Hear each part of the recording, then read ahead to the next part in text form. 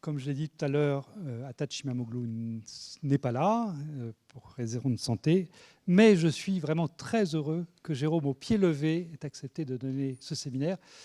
Il ne l'a pas préparé pour nous, il était un petit peu préparé déjà avant quand même. Ce que je veux dire par là, c'est qu'il n'a pas passé 3 nuits blanches ces derniers temps. Non, parce que tu me l'as annoncé mercredi, donc ça voilà. fait que 2 nuits de toute façon. C'est juste 2 nuits blanches. Alors, présenter Jérôme, je ne sais pas si c'est vraiment nécessaire ici, je pense que pratiquement tout le monde le connaît. Je peux juste rappeler quelques dates dans la carrière de Jérôme. Jérôme a fait sa thèse avec Philippe Grangier à l'Institut optique, thèse soutenue en 2007, et c'était, c'est ça, je crois, et c'était la grande époque de l'émergence des pinces optiques avec un atome par pince. C'était vraiment les toutes premières années. Je ne sais pas si vous saviez à l'époque que ça allait servir à faire des ordinateurs quantiques, mais vous faisiez déjà des choses superbes, puisque la thèse de Jérôme, c'était 2 pinces, un atome dans chaque pince, et regarder les interférences des photons émises par ces 2 atomes, entre les 2 photons émis par ces 2 atomes. C'était vraiment une très très jolie manip. Ensuite, Jérôme a fait un postdoc au laboratoire Aimé Cotton sous la direction de Pierre Pillet, avec des atomes de Rydberg. Donc c'est l'autre élément de la physique moderne avec ces pinces optiques et ces portes logiques à base d'atomes de Rydberg. Et puis ensuite, après, à 2008, il est venu rejoindre le laboratoire Kastler-Brossel en étant enseignant. Alors à l'époque, ça s'appelait Pierre-Marie Curie, peut-être encore. Oui, encore. Puis Sorbonne Université avec un S, puis Sorbonne Université sans S. Il est maintenant professeur dans cette même université. Il a travaillé sur beaucoup de choses, des gaz 1D, des solitons, des gaz à 2 dimensions, des gaz de Bose, la transition de Kosterlitz-Towless. Il a travaillé sur des problèmes à N-core dissipatifs, en particulier avec des gaz ytterbium, ce qui se passe quand on les éclaire, comment est-ce que la dissipation influe sur la cohérence quantique.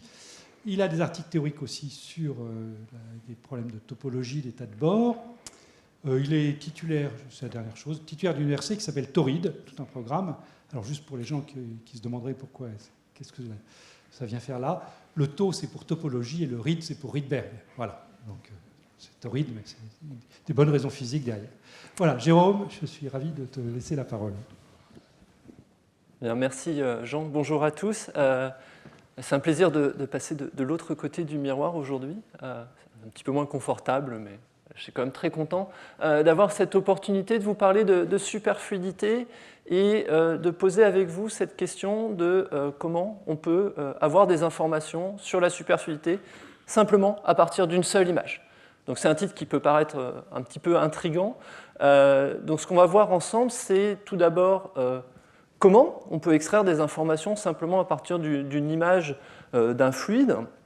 Et puis, d'autre part, on est physicien, donc on va surtout définir les conditions dans lesquelles on peut appliquer cette démarche-là et essayer de bien définir les hypothèses d'application de tout ça. Ce travail a été publié dans 2 articles qui sont reportés ici. Et donc, je vais commencer par décrire un petit peu une vision très empirique de ce qu'est la superfluidité pour rappeler un petit peu des choses élémentaires. Donc, la superfluidité a été observée il y a bientôt 90 ans, la première fois dans les systèmes d'hélium liquide, où on voit ici un exemple d'effet Fontaine avec ce superfluide qui jaillit de son récipient.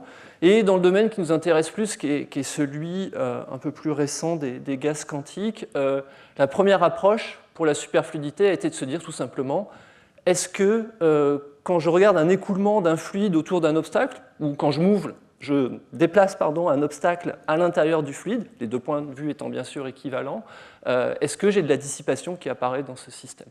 Donc ça a été réalisé très tôt, en 1999, 4 ans après la réalisation des premiers condensats de Bose-Einstein dans les gaz dilués, simplement en déplaçant un objet laser à l'intérieur d'un condensat en forme de cigare, ici. Il y a eu de très belles expériences ensuite au laboratoire Kastler-Brossel avec des gaz de polariton, où on voit l'écoulement autour d'un obstacle aussi. Dans notre équipe, en 2012, on a regardé le déplacement toujours d'une cuillère optique dans un superfluide. Et ici, c'était un superfluide à 2 dimensions. Donc on a pu observer que cette superfluidité existait aussi à 2 dimensions. C'est une phase superfluide un petit peu particulière que je ne vais pas discuter aujourd'hui. Et ça a été aussi appliqué à des gaz de fermions. Alors il y a plein d'exemples, mais voici un exemple d'une expérience faite à Hambourg où les collègues déplacent là aussi une cuillère optique dans un gaz de fermion. Ils regardent un comportement. Alors l'axe vertical, c'est grosso modo l'absence de chauffage en fonction de la vitesse de rotation de l'objet. Et quand on a un gaz thermique, il y a une dissipation d'énergie continue qui apparaît tout de suite. Alors, lorsqu'on est dans un superfluide, on a un plateau le long duquel il ne se passe rien, et puis à partir d'une certaine vitesse critique, ici 5 mm par seconde, on a une dissipation d'énergie dans le système. Donc voilà une image très simple de ce qu'est la superfluidité, et il y a aussi plein d'autres exemples. Donc, par exemple, on peut observer cette superfluidité dans les fluides de lumière, comme mon collègue Quentin au laboratoire Caster-Bruxelles. Il y a plein d'études aussi plutôt théoriques sur la superfluidité des étoiles à neutrons. Je vous ai mis une revue ici, et plein d'autres discussions sur le sujet. Pour relier un petit peu les choses aussi, cette superfluidité est aussi souvent caractérisée par la formation de vortex quantifiés. Je vous ai mis une des premières images ici avec des fluides d'hélium liquide. Ça a été aussi observé avec les gaz dilués, notamment la première fois à l'école normale. Alors pour travailler, nous aujourd'hui, on va travailler avec une quantité qui est la fraction superfluide. Cette fraction superfluide se détermine à partir du modèle à 2 fluides de Tisa et Landau. J'en profite pour rappeler que Tisa est arrivé en 1937 au Collège de France. Il est resté 3-4 ans pour fuir l'oppression nazie. Et c'est à peu près à cette période-là qu'il a développé ce modèle à 2 fluides. Alors en quoi il consiste ? Il consiste à dire que je vais regarder le courant de particules dans le système, que j'ai appelé grand J ici, et je le décompose en une partie superfluide et une partie normale, avec ρS la densité superfluide, Vs la vitesse superfluide, et la même chose pour la partie normale. La fraction superfluide est simplement définie comme le rapport entre la densité superfluide et la densité totale du système. J'insiste sur le fait que ce modèle à 2 fluides est un modèle théorique. On ne peut pas séparer ces 2 fluides. Si je vous donne un superfluide, vous n'allez pas prendre un petit pot pour aller ramasser la partie superfluide et laisser la partie normale dans le récipient. C'est une démarche intellectuelle qui décrit bien les résultats expérimentaux, mais on ne peut pas séparer physiquement ces 2 fluides. Alors, l'étude de cette fraction superfluide a été faite aussi très tôt, et l'idée générale, aussi introduite au départ dans l'hélium liquide, c'est de discuter cette chose-là pour les effets de température finie. Donc, sur ces exemples avec des gaz dilués, je commence par l'expérience à gauche ici, c'est avec un gaz de Fermi dans le groupe de Rudi Grimm à Innsbruck. On a tracé ici la fraction superfluide en fonction de la température, et on voit qu'à haute température, alors, il n'y a pas de point ici, mais la fraction superfluide est nulle. Après, cette fraction superfluide augmente et atteint 1 pour une température suffisamment basse. Il y a la même expérience modernisée en 2024 dans le groupe de Martins-Viragne avec une meilleure précision qui réalise le même type d'expérience. Et puis ici, j'ai tracé une expérience qui a été réalisée dans le groupe de Zoran Nazibabic à Cambridge, une expérience à 2 dimensions. Alors, pour faire un petit peu de gymnastique, ici, c'est la densité superfluide, pas la fraction. Ici, c'est l'inverse de la température. Donc ici, le système est superfluide avec une fraction superfluide qui tend vers 1. Ici, le système est chaud avec une fraction superfluide qui est nulle. Et le point particulier à 2D, c'est qu'il y a une discontinuité de cette fraction superfluide à la transition. Tout ça est basé sur cette idée que quand j'augmente la température du système, j'ai moins de superfluidité dans le système. Alors il y a une autre approche qui est celle qui va nous intéresser aujourd'hui, c'est de travailler avec des superfluides à température nulle. Donc j'oublie tous les effets de température, et je regarde des systèmes qui respectent l'invariance galiléenne, donc des systèmes qui sont invariants par translation dans l'espace et invariants par renversement du temps. Et dans ce cas-là, on va le voir après, mais les symétries du problème impliquent que la fraction superfluide de système vaut nécessairement. Bon, on ne va pas rester là, parce que sinon ce serait un petit peu ennuyeux, donc on va ajouter des ingrédients, et les ingrédients qu'on va ajouter aujourd'hui, c'est la modulation spatiale de la densité de ce système. Alors ça apparaît naturellement dans les supersolides, j'en parlerai un petit peu après, et nous, dans les expériences qui nous intéressent, on va appliquer cette modulation par des lasers, tout simplement. Et donc, on va se passer dans ce régime de température nulle où la fraction superfluide est plus petite que 1. Pour revenir au supersolide, je vous ai mis ici un exemple de mesure de fraction superfluide que je vais détailler un tout petit peu. Vous allez voir pourquoi. Donc l'idée ici, c'est de décrire cette expérience du groupe de Giovanni Modugno en Italie, où ils ont un système qui est un supersolide, donc c'est simplement, enfin ça peut être un peu compliqué, mais l'image qu'on doit avoir, c'est simplement un superfluide qui a une modulation de densité qui apparaît spontanément. Alors on le voit sur ce schéma ici, c'est un petit supersolide qui a essentiellement 3-4 lobes qui apparaissent, qui sont ces pics de densité ici, qui sont numérotés 1, 2, 3, 4, 5, 6. On va travailler surtout sur les pics 3 et 4. Vous avez une image ici, une série d'images ici de ce profil de densité. Alors on voit surtout 2 lobes. On fait la coupe, on voit les 4 lobes. Et on regarde cette évolution en fonction du temps. Donc il y a une perturbation extérieure qui est appliquée. Et donc on regarde le rapport de population, enfin le déséquilibre de population entre les pics 3 et 4. Et puis en plus, ils font une expérience de temps de vol. Quand on fait un temps de vol, on relâche les atomes, on va avoir des interférences d'ondes de matière. Et ces interférences d'ondes de matière vont donner lieu à des franges d'interférences. Et on peut comme ça mesurer la phase relative entre les différents lobes de ce supersolide. Et donc l'idée, c'est qu'on peut mesurer donc, ce déséquilibre de population, cette phase, et en fonction de la perturbation qui est appliquée, vous avez une oscillation. Et bien sûr, ça nous permet de faire le lien avec le cours de cette année sur les oscillations de Josephson. C'est simplement un effet Josephson sur ce système à quelques puits réalisés donc avec des atomes froids. Le lien, c'est qu'on peut montrer que la fréquence Josephson qu'on va mesurer ici est reliée à la fraction superfluide. Simplement, la fraction superfluide est liée au carré de cette fonction oscillation fréquence Josephson, je vais y arriver. Et cette fraction superfluide, ici, est tracée en fonction de epsilon dd. C'est un paramètre qui caractérise la force des interactions dipôle-dipôle dans ce gaz dipolaire. Et les collègues ont pu montrer que cette fraction superfluide varie de 0 ici jusqu'à quelque chose qui se rapproche de 1. Et ici, on est vraiment dans un supersolide. Quand on tend vers ici, on tend vers un régime où les différents puits en fait, sont déconnectés. C'est le régime de gouttelette entre les différents systèmes. Donc voilà une certaine approche pour caractériser la superfluidité du système. Et ça vous montre aussi ce lien entre oscillation Josephson et superfluidité. Alors avant d'aller plus loin et de présenter exactement ce qu'on va dire, je voudrais faire un tout petit retour sur la différence entre fraction condensée et fraction superfluide. Je vais faire un tout petit retour, puisque c'est vraiment un sujet qui mérite une grande discussion. Vous avez beaucoup d'éléments dans le cours de Jean d'il y a quelques années, mais c'est important de clarifier ce dont on parle aujourd'hui. Donc je rappelle que la fraction superfluide, c'est ce qui nous intéresse. La fraction condensée, c'est quelque chose qui caractérise la cohérence de phase dans le système, à quel point il y a de l'ordre à longue portée dans le système, et si vous préférez, on peut le décrire à partir des éléments diagonaux de la matrice densité à longue distance.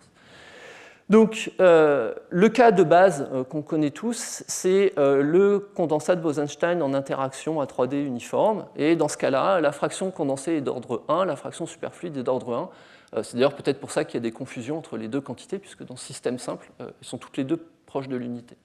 Ce n'est pas du tout le cas pour de l'hélium liquide, où la fraction condensée est de l'ordre d'une quinzaine de %, alors que la fraction superfluide, elle, est d'ordre unité. Pour les supersolides, la fraction condensée là, d'ordre 1, vous voyez, c'est le régime inverse, et la fraction superfluide est contrôlable. On a vu tout à l'heure qu'elle pouvait varier de 0 à 1. Donc dans cet exposé, je vais travailler dans l'esprit de cette physique des supersolides, avec une fraction condensée de 1, donc tout ça pour vous dire qu'on ne va plus en parler, et on va s'intéresser simplement à la fraction superfluide du système. Donc, maintenant, en décrivant exactement ce que je veux vous présenter aujourd'hui, on va parler de la détermination de la fraction superfluide d'un gaz à 2 dimensions, juste un plan d'atomes. Ça va être à température nulle pour la description. En pratique, on est à température juste très basse. Et on va s'intéresser à un condensat de Bose-Einstein dans le régime d'interaction faible. Et on va imposer, via des systèmes optiques qu'on va décrire, cette modulation extérieure de densité. Et on va regarder la mesure de cette fraction superfluide, d'une part à partir de mesures de transport, donc ça paraît assez naturel, on veut caractériser la superfluidité, on va se dire comment le système s'écoule, on va regarder ça, et puis on va regarder des mesures de profil de densité, et là c'est un petit peu plus surprenant, puisqu'on veut caractériser cette propriété de transport et on va simplement utiliser une image statique. Je tiens à insister sur le fait que toute cette ligne de recherche a été initiée par des discussions avec Sandro Stringari et son équipe de Trento. Le premier article, on l'a partagé, puis après on a continué à travailler chacun de notre côté. Mais il y a aussi pas mal de travaux théoriques qui ont émergé depuis ces premiers articles en 2023 dans le groupe de Pietro Massignan à Barcelone, aussi à Trento. Il y a des travaux aussi de Blair Blackie à l'autre bout du monde. Et en parallèle de nos travaux expérimentaux de 2023, il y a eu aussi de très jolies expériences par le groupe du NIST, le groupe de Jan Spillmann, qui s'est concentré sur les mesures de transport pour des systèmes superfluides.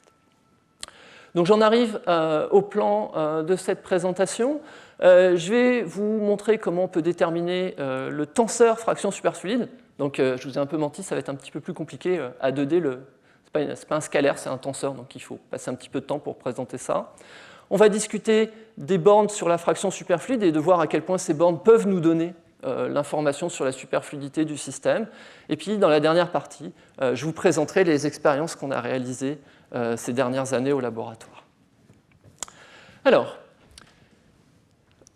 première approche, il faut que j'aille au-delà de la définition de la fraction superfluide que je vous ai donnée et essayer d'être un petit peu plus quantitatif. Donc je vais prendre une approche de transport qui est en fait complètement intuitive.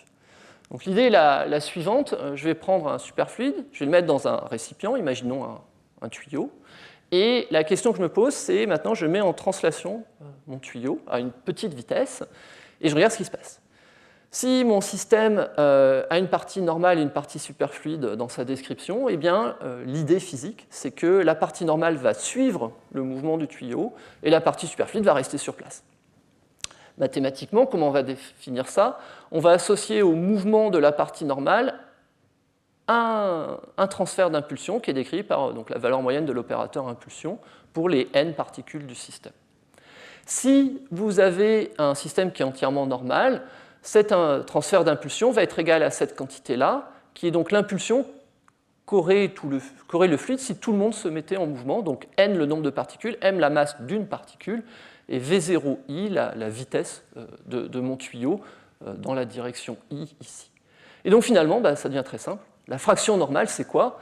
C'est le rapport entre le moment que je transfère effectivement au fluide divisé par cette impulsion que j'aurais transférée si tout le monde bougeait. Et bien sûr, la fraction superfluide, c'est 1 moins la fraction normale. Donc ça m'amène à cette définition formelle, qui veut dire que la fraction superfluide, c'est, je vais y revenir, grosso modo 1 moins la fraction normale. Je dois me placer dans la limite où la vitesse tend vers 0, puisque c'est une considération infinitésimale.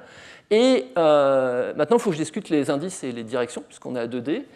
Donc, je considère que j'ai un mouvement suivant la direction i. Si le transfert d'impulsion est suivant la direction i aussi, dans ce cas-là, j'ai un coefficient diagonal de mon tenseur. Donc mon tenseur, c'est juste une matrice 2 par 2. Donc un coefficient diagonal de ce tenseur.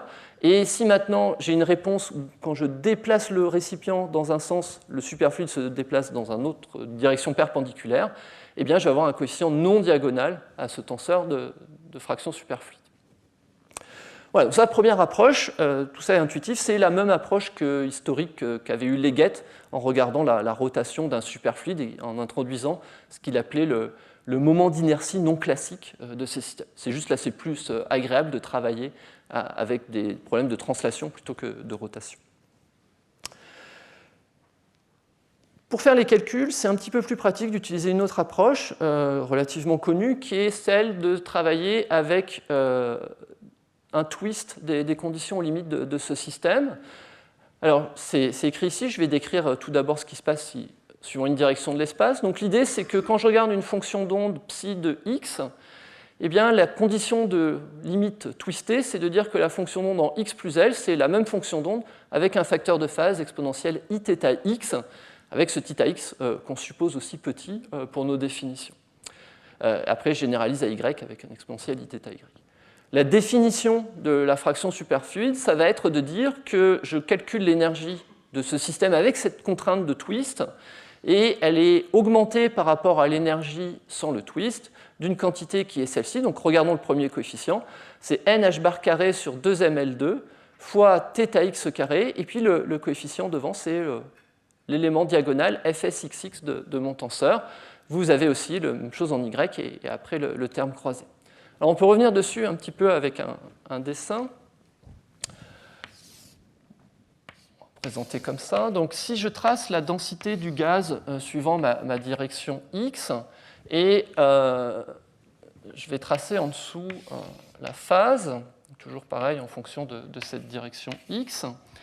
Si je pars avec un système qui est de densité uniforme, et j'applique cette condition de twist suivant la direction x, donc mettons que je dise que la phase vaut 0 ici, et puis elle vaut θx ici. Qu'est-ce que ça veut dire regardez ce qui se passe pour l'énergie de ce système. Bien, j'ai appliqué un twist de phase. La réponse la plus simple pour un fluide uniforme, ça va être d'avoir un profil de phase qui est simplement une droite, avec ici donc une pente qui est donnée par θx sur L.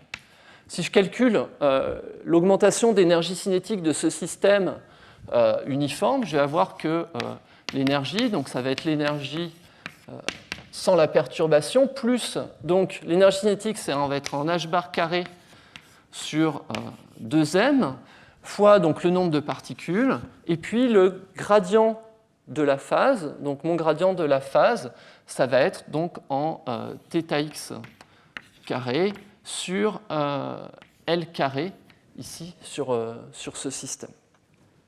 Et donc, vous voyez que si j'ai un fluide uniforme, l'augmentation, si on admet ensemble que la phase doit augmenter linéairement comme ça, cette augmentation d'énergie va être simplement donnée par cette formule-là, donc la fraction superfluide, ce coefficient-là, vaut 1. Maintenant, ce qui va être intéressant pour la suite, c'est de se poser la question de ce qui se passe si, par exemple, j'ai un profil de densité qui est différent. Par exemple, je crée un petit trou de densité ici. Eh bien, dans ce cas-là, ce twist de phase que j'impose, il va plutôt se dérouler là où la densité est minimale, c'est là que ça va coûter moins d'énergie. Donc je vais avoir un twist de phase, si je caricature un tout petit peu, qui va être quelque chose de très plat ici, un saut rapide ici, et puis, un petit peu plus monotone, un saut rapide ici. Et quand vous faites ça, si vous calculez l'augmentation d'énergie, vous allez aboutir à un coefficient ici qui est plus petit, qui va décrire le fait qu'il y a une fraction superfluide qui est non unité pour mon problème. Donc voilà l'approche que je vais utiliser dans la suite avec les conditions limites twistées pour ce problème. Alors je vous donne des exemples numériques pour rendre ça un petit peu concret. Donc ici, je commence pas trop compliqué, simplement un potentiel constant, donc c'est représenté par une zone uniforme dans l'espace à 2D en fonction de x, y. Et là, le tenseur fraction superfluide, c'est simplement l'identité. Je trace ici les deux coefficients diagonaux, ils sont superposés, donc on n'en voit qu'un. La fraction superfluide vaut 1, quelle que soit l'amplitude de ce potentiel. Maintenant, prenons un réseau à une dimension, donc j'ai un terme en potentiel en cosinus carré kx, donc une modulation suivant x et pas de modulation suivant y. Là, le tenseur fraction superfluide est toujours diagonal, et j'ai un coefficient arbitraire entre 0 et 1, fs ici, et puis un coefficient 1 ici, puisque suivant la direction y, il n'y a pas de perturbation à la profil de densité, donc la fraction superfluide peut être unité suivant cette direction. Donc j'aboutis à ce type de courbe avec une fraction superfluide, le coefficient YY qui vaut 1 et le coefficient XX qui décroît sur une taille caractéristique. Les simulations numériques ici sont faites pour un condensat 2D en interaction faible, qui est assez facile à résoudre numériquement. On continue avec un autre exemple, réseau à deux dimensions. Pour le réseau à deux dimensions carré, je prends un cos carré kx et un cos carré ky, donc ça donne ce profil-là. La matrice est diagonale avec le même coefficient ici. Et bon, ce coefficient décroît, pas de surprise, mais c'est bien le même pour les deux. Si on veut mettre un petit peu de complexité, maintenant on peut prendre un réseau dissymétrique avec un 3,5 cos carré kx et un 1,5 cos carré y. Ça donne ce profil-là. Les deux coefficients ne sont pas identiques.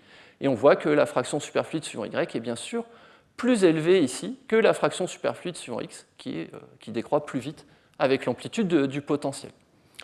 Alors, je ne fais pas de torture, ici, il y a des axes de symétrie naturelle xy, je calcule la matrice dans la base xy. Si bien sûr je mets le réseau en diagonale, vous aurez des coefficients non diagonaux dans la matrice. On va essayer d'éviter ce genre de discussion ensemble aujourd'hui. Dernier exemple, le réseau triangulaire, qu'on appelle triangulaire dans la communauté des atomes froids, donc un réseau avec 3 cosinus, chacun avec un angle de 120 degrés par rapport à son voisin, donc ça ressemble à ça. Et la fraction superfluide est donnée par un tenseur diagonal toujours, avec une fraction superfluide plus petite que 1 sur la diagonale, ce que j'ai représenté ici. Alors une brève remarque, peut paraître surprenant que cette tenseur fraction superfluide soit isotrope, alors qu'on se dit que si je regarde cette direction-là, par exemple, et puis celle-ci, ça n'a pas l'air de se ressembler, on pourrait dire que ça ne doit pas être pareil. Donc l'argument imparable associé à ça, très mathématique, consiste à se rappeler que ici, ce que j'ai pour l'énergie, c'est une forme quadratique de θx, θy, et donc les coefficients de cette forme quadratique, s'ils veulent respecter une symétrie d'ordre 3, puisqu'on a une symétrie de rotation par 2π sur 3, la seule façon de respecter ça, c'est d'être proportionnel à l'identité. On ne peut pas avoir d'autre solution. Voilà donc ce que je voulais vous raconter un petit peu pour situer ce qu'on peut mesurer et ce que veut dire cet objet tenseur de la fraction superfluide dans le système. Donc j'arrive maintenant dans une deuxième partie à discuter vraiment comment on va pouvoir trouver cette fraction superfluide et les bornes qui y sont associées. Donc j'arrive sur ce transparent qui est le transparent finalement central de la présentation, où on va essayer de comprendre comment on trouve des informations sur la superfluidité à partir du profil de densité. Donc je vais prendre mon approche de conditions limites twistées et on va prendre une approche variationnelle. Donc approche variationnelle, rien d'original. On se dit juste que quand je cherche l'énergie de l'état fondamental d'un système, si je ne sais pas faire, je peux toujours essayer un truc au hasard, ça me donnera forcément une énergie qui est plus élevée que l'énergie fondamentale. Alors, on va essayer de ne pas faire de hasard, on va essayer de faire un peu mieux, mais voilà la démarche. Donc on part ici d'un système à n corps dans l'état fondamental et qui est décrit par une fonction d'onde à n corps psi0 de grand R. C'est un état fondamental, on a un système qui est invariant par renversement du temps, c'est une première hypothèse, et donc cette fonction d'onde, on va la prendre réelle. Premier ingrédient dans la discussion. Le grand R ici, c'est la position à n corps, donc c'est l'ensemble des coordonnées petit r1, petit r2, petit r3 jusqu'à petit rn avec n particules. Okay. Quand je twiste la phase de mon état fondamental, qu'est-ce que je m'attends à observer? Eh bien, au premier ordre, on ne va pas changer la fonction d'onde en termes d'amplitude, on va simplement changer sa phase. Donc il y a un facteur de phase qui est accumulé. Jusqu'ici, tout ça est exact au premier ordre, et on a un exponentiel i phi de grand R, toujours pareil, avec une phase à n corps pour ce problème. L'approche variationnelle, donc là où on arrête d'être exact, c'est de dire, maintenant, je vais dire que cette phase, elle s'écrit sous cette forme-là, donc somme sur j des phi de rj. Et ce qui est important ici, c'est que c'est le même phi pour tout le monde. On prend une approche type un petit peu Hartree, où on va dire que chaque particule, quelque part, répond de la même façon au twist de phase que j'avais tracé sur le tableau ici. Une fois qu'on a ça, c'est le cœur de l'approximation, après il suffit de dérouler. Je prends cette forme-là, je connais la fonction d'onde, je calcule l'énergie, j'ai une intégrale, je fais tourner toute la mécanique. Cette intégrale, je cherche à la minimiser, donc je fais une minimisation fonctionnelle de cette énergie, et j'arrive à une condition qui est celle-ci, donc divergence de ρ gradient de phi, avec ρ la densité de particules, le module carré de psi0 ici, donc divergence de ρ gradient de phi qui est nulle, qui n'est rien d'autre que l'équation de continuité du point de vue hydrodynamique. Donc c'est assez, je trouve assez remarquable de retomber sur l'équation de continuité en faisant ça, et on se retrouve avec ce problème-là. Bon, très bien, c'est une approche variationnelle, il faut que je résolve cette équation. Et là, on arrive à l'approche de Leggett, qui a su exploiter cette approche en fait, très très simple, avec beaucoup d'élégance. Et donc, c'est écrit dans un papier de 1970, où il va dire, donc il n'a pas dit tout ça, mais je vais me concentrer sur un problème à 2D. Pour un problème à 2D, si je suppose que j'ai un twist suivant la direction X, je vais faire un calcul simple en me disant que je vais avoir simplement une modification du profil de phase uniquement suivant Y. Donc ça, c'est l'approche de Leggett. Et ce qui est très beau, c'est qu'avec ça, on trouve une forme analytique pour ce que je vais appeler la bande supérieure de Leggett, donc le Fs plus X ici, pour la direction X. Donc on prend cette formule, on fait le petit calcul, on trouve le profil de phase, on l'injecte dans le calcul de la fraction superfluide, c'est pas très dur, hein, c'est vraiment quelques lignes de calcul, et on trouve ce Fs plus X qui a cette forme-là, analytique, relativement peu compliquée, qui consiste simplement à prendre le profil de densité, le moyenner suivant y, l'inverser, le moyenner suivant x et le réinverser de nouveau. Et puis on normalise par la densité moyenne de ce problème. Donc on a une formule très simple pour ce problème. Et ce qui est particulièrement joli, ce qui a motivé les Leggett, c'est que si on a un système à une dimension et qu'on a, comme dans notre cas, un condensat en interaction faible, eh bien en fait cette formule de Leggett est plus qu'une borne, la borne est saturée et on a directement la fraction superfluide du système. Pour avoir un point de vue historique, c'est ce qu'on a fait en 2023. On était encore un petit peu naïf, on va voir qu'on peut aller plus loin.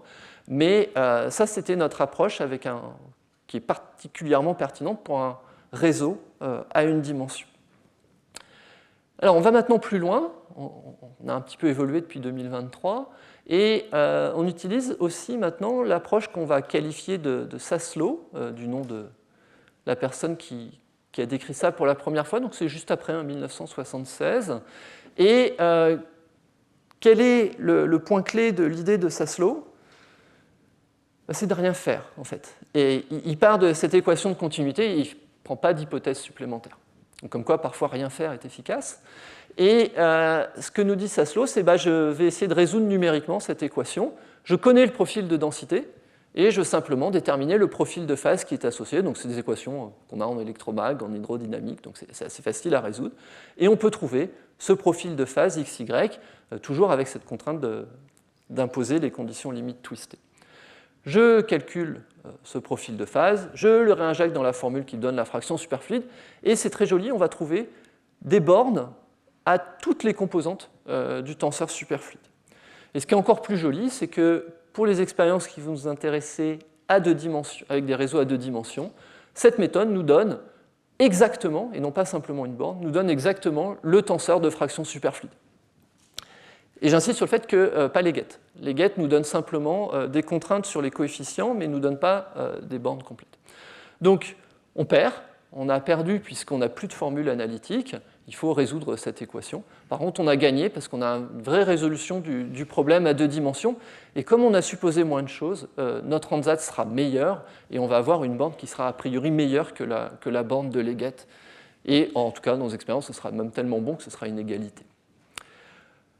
Voilà. Pour être complet sur cette description, il faut aussi discuter de la borne inférieure de Leggett. Donc, c'est l'objet du prochain transparent. Donc là, on fait un saut dans le temps, on arrive à 1998, et Leggett fait donc une approche toujours variationnelle, c'est la même démarche, et le domaine de validité est un petit peu plus difficile à définir, donc je vous propose de retenir ensemble que cette approche est valide pour un système qui peut être décrit en champ moyen à température nulle. Alors, je ne vais pas décrire l'approche de Leggett. La question, c'est comment, avec une approche variationnelle, on peut arriver à une borne inférieure. Ça paraît très contradictoire. Donc, je vais donner juste l'argument mathématique, qui est que, vous avez vu, l'énergie, c'est une forme quadratique, donc il n'y a que des termes positifs. Donc, il dit en fait que la somme de n termes positifs, je ne dis rien de très compliqué, c'est plus grand que n fois le plus petit terme. Donc, c'est ça l'approche de Leggett pour la borne inférieure, il fait ça. Le travail, c'est de calculer le plus petit terme. Et il fait ça, il arrive à cette formule, donc il donne la borne inférieure de Leggett, fs moins x, qui a une forme très très proche de la borne supérieure. Quelle est la différence? C'est dans l'ordre des moyennes et des inverses. Donc ici, d'abord on inverse, après on moyenne suivant x, après on réinverse, et après on moyenne suivant y. Okay. Alors pour les expérimentateurs, ce n'est pas du tout équivalent, puisque vous voyez qu'avant de moyenner, vous faites d'abord l'inverse d'un profil de densité. Ça, c'est pas bon pour les expérimentateurs. Dès que vous avez un peu de bruit, c'est un petit peu compliqué. C'était beaucoup plus agréable la borne supérieure, ce que je réaffiche, où d'abord vous faites la moyenne avant d'inverser. OK. Donc voilà, on a tous les ingrédients pour cette affaire. Et le point, donc, pour finir, c'est que A1D, cette borne, pour un réseau A1D, cette borne inférieure coïncide avec la borne supérieure et donc bien sûr coïncide avec la fraction superfluide du système. Si on veut avoir un peu plus d'intuition, je vous invite à regarder, Jean avait parlé de cela dans son cours en 2024, donc de décrire cette approche de superfluidité avec une analogie électrique où on décrit le courant de particules comme l'équivalent du courant électrique qui passe dans un réseau de résistance. Et on retrouve strictement les mêmes formules, et ça permet d'avoir une intuition un petit peu différente de ce problème. je reviens à mes exemples numériques. Donc je reviens à un seul exemple, le 3,5 de cos carré kx plus 1,5 de cos carré ky, donc ce réseau que j'ai appelé carré asymétrique. Et voilà ce que ça donne, le calcul des bornes. Donc, je peux borner le coefficient sur x, borner le coefficient sur y, ce sont les lignes pointillées. Donc, vous voyez que ça marche très très bien, on les voit à peine. Suivant x, on les voit un tout petit peu. Je n'ai pas tracé l'approche de Saslow. Pourquoi? Parce que ça donne exactement la fraction de superfluide. Donc, Saslow, ça coïncide avec les fractions superfluides. L'idée physique, c'est que si on veut voir un effet de déviation aux bornes de Leggett, il faut avoir une densité qui n'est pas séparable. Ici, je pars d'un potentiel séparable xy. La densité, elle, est pas complètement séparable, mais elle est un peu séparable. Et donc, c'est pour ça que les bornes marchent aussi bien dans ce cas-là. On verra un exemple expérimental tout à l'heure où c'est moins le cas. Donc, j'en arrive maintenant justement à discuter cette approche expérimentale. Et je vais d'abord vous présenter le dispositif expérimental qu'on utilise pour faire ça. Donc le message à retenir, c'est qu'on est capable de créer des gaz de Bose plans et qu'on peut les faire de n'importe quelle forme. Donc comment ça fonctionne? Alors on part d'une enceinte à vide, symbolisée par ces deux petits bouts de verre, et on réalise un condensat de Bose-Einstein de rubidium à 3 dimensions. On considère que c'est simple, même si ça ne l'est pas forcément. Ensuite, on applique des lasers verts ici, qui sont de la lumière répulsive pour les atomes.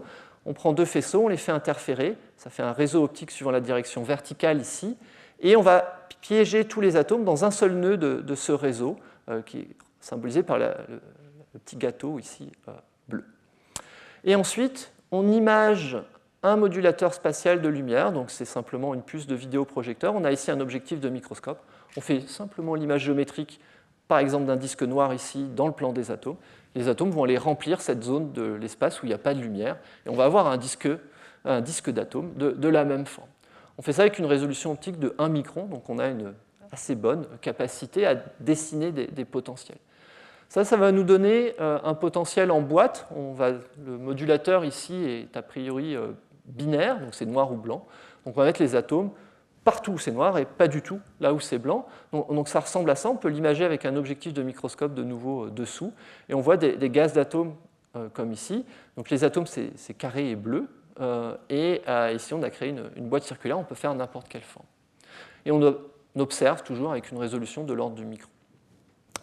On peut aller plus loin, qui va être important pour la suite. On peut aussi imprimer n'importe quelle forme de potentiel, je vous l'ai dit, puis aussi des niveaux de gris quelconques. Donc on peut, en plus, et je ne vais pas décrire ça, créer n'importe quel profil de densité dans cette boîte. Donc par exemple, créer des réseaux périodiques dans ce système. Et puis, on ne va pas s'en servir ici, mais on peut jouer des films à des fréquences très élevées de l'ordre de la dizaine de kilohertz. Donc voilà le dispositif expérimental, et puis maintenant on a tous les ingrédients pour aller faire des mesures de fractions superflues. Donc je commence par des expériences qu'on avait faites en 2023, où on applique ce réseau, donc un réseau 1D en cos carré kx sur 2. Voilà à quoi ça ressemble sur l'expérience. Là c'est avec une forte modulation et relativement pixelisé. On voit donc un réseau de pas 4 microns avec une amplitude variable, et puis là où c'est plus bleu, c'est là où il y a des atomes, là où c'est plus blanc, c'est les zones où il n'y a pas d'atomes. La densité mesurée intégrée suivant l'une des deux directions est représentée ici. Si j'intègre suivant, alors faut pas que je me trompe, suivant x ici, je vais avoir la courbe noire ici, donc on voit que le système est relativement bien homogène. Si j'intègre maintenant suivant y, je vois mon réseau qui est très joliment sinusoïdal ici. On voit que ça ne descend pas à 0, la densité ici, donc il reste, les différents tubes ici sont connectés entre eux, et on a notre modulation que l'on recherchait. Ensuite, c'est quasiment fini, on va prendre l'image qui est là et on va calculer, je vous rappelle, pour les cas à une dimension, les bornes de Leggett, l'une ou l'autre, elles coïncident en fait, vous donnent la fraction superfluide à partir du profil mesuré. Donc je mesure ça, je mets dans l'ordinateur et c'est fini.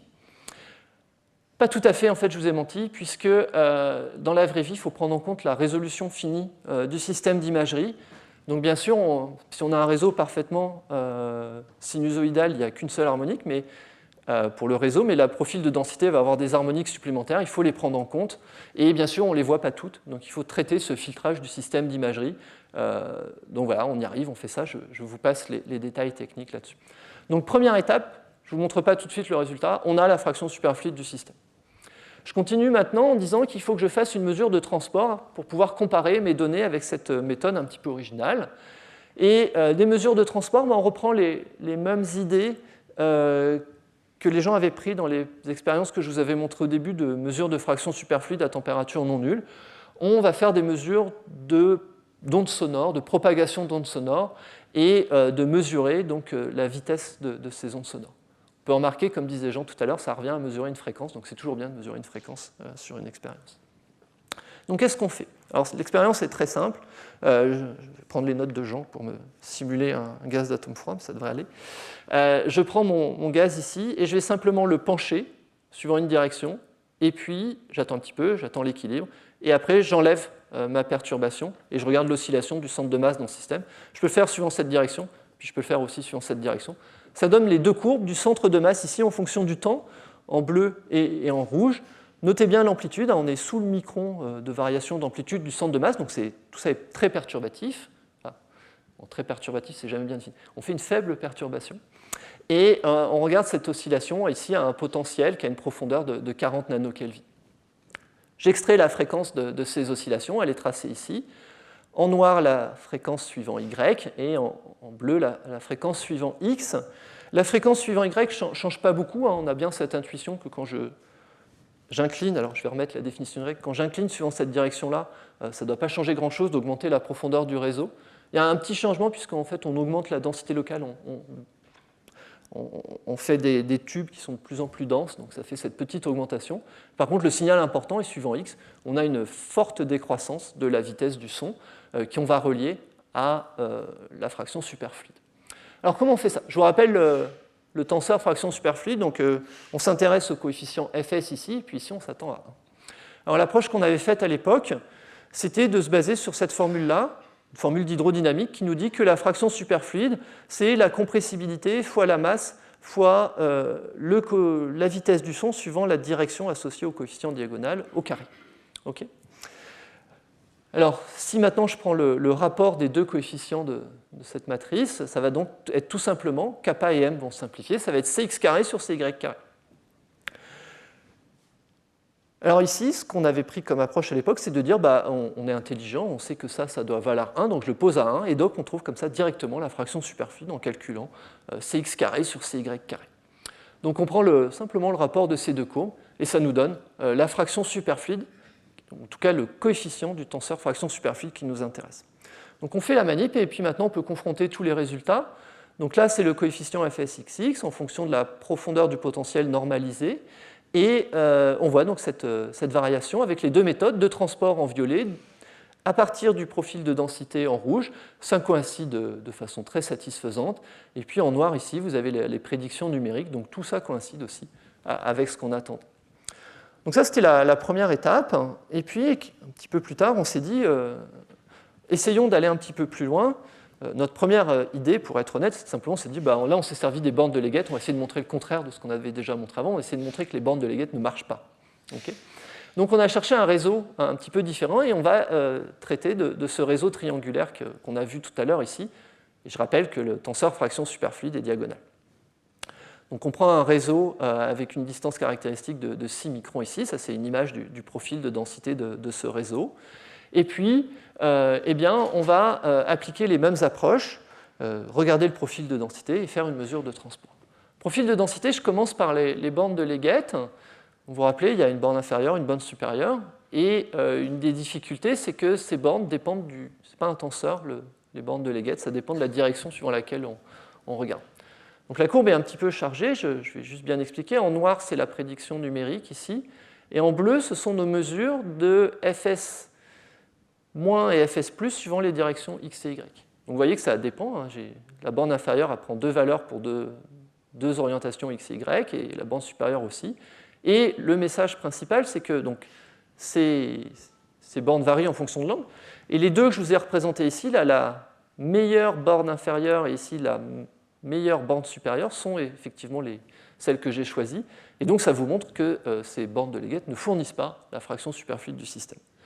Pour fouiller un tout petit peu, on peut tracer ces bornes supérieures et inférieures en fonction de l'angle qu'on choisit pour faire le calcul de ces coefficients. Et vous voyez, ils ont une variation non triviale avec l'angle ici.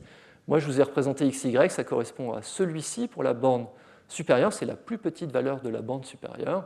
Et après, quand on change, il faut prendre, ça c'était pour X, si on prend pour Y, il faut prendre pour la borne inférieure la plus grande valeur possible qui apparaît pour θ égale pi sur 2, donc pour une direction Y. Voilà, donc ça ne marche pas, on n'a pas la fraction superfluide dans ce régime-là, donc on va aller recourir à l'approche de Saslow. Donc on fait le calcul, c'est facile, vous demandez à votre étudiant en thèse de faire le programme, il vous le fait en pas longtemps, vous lui donnez l'image et hop, il vous sort directement le tenseur avec tous ses coefficients. Donc voilà la courbe, c'est les coefficients du tenseur superfluide en fonction de toujours la même chose, la profondeur du potentiel adimensionné, et on trace en bleu et en je ne sais pas quoi, violet ici, les coefficients diagonaux. On constate qu'ils sont raisonnablement bien égaux et en très bon accord avec la prédiction numérique. Donc ça, c'est chouette. Et puis, on peut regarder les coefficients non diagonaux qui sont aussi très raisonnablement nuls dans cette affaire. Et donc, on a, en conclusion, une détermination de notre tenseur superfluide et la confirmation que ce tenseur est bien isotrope pour un réseau triangulaire. Première étape de valider, maintenant il faut comparer à des mesures de transport et on fait la même chose que tout à l'heure. On regarde ce coefficient à partir de la formule hydrodynamique kappa mc2 et là par contre on ne peut plus tricher, il faut qu'on ait accès à la compressibilité du système. Donc la méthode qu'on a développée est extrêmement simple. On prend le gaz, j'ai plus les notes de Jean mais vous imaginez, on prend le gaz, je l'incline et puis c'est tout. Je regarde le déplacement du centre de masse. On peut montrer que ce déplacement du centre de masse, ici, vous donne aussi la compressibilité du système. Il y a quelques petites formules. Et ici, je trace la compressibilité normalisée en fonction de la hauteur du potentiel normalisé. Ah, si, j'avais une courbe ici, pardon. Ça, c'est le déplacement du centre de masse en fonction de la force qu'on applique. Et donc, on voit bien, il y a une variation linéaire qui nous permet, donc la pente nous permet de sortir la compressibilité.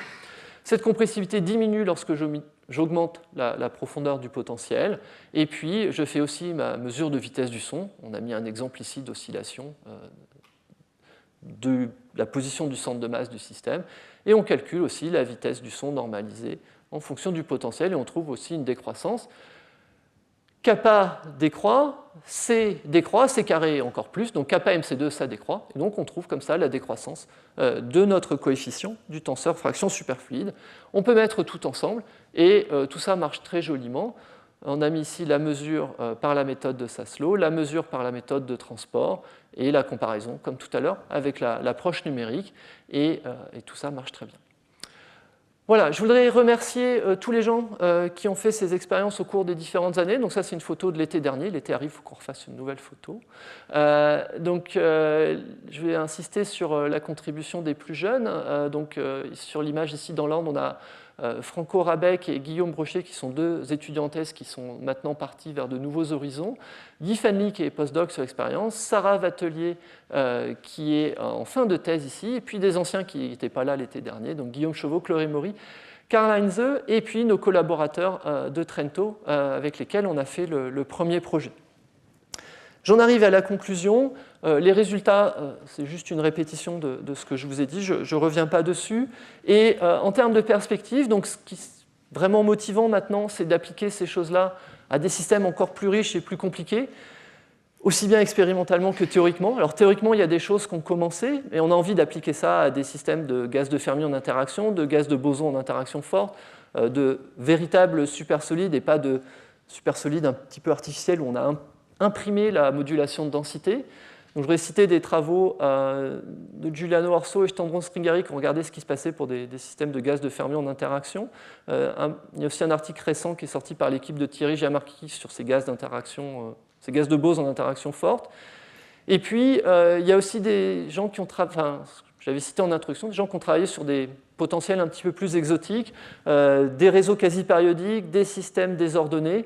Et vous avez une liste ici là, de travaux de l'équipe de Trento et de l'équipe de Barcelone sur ce sujet. Et avec ça, je vous remercie pour votre attention.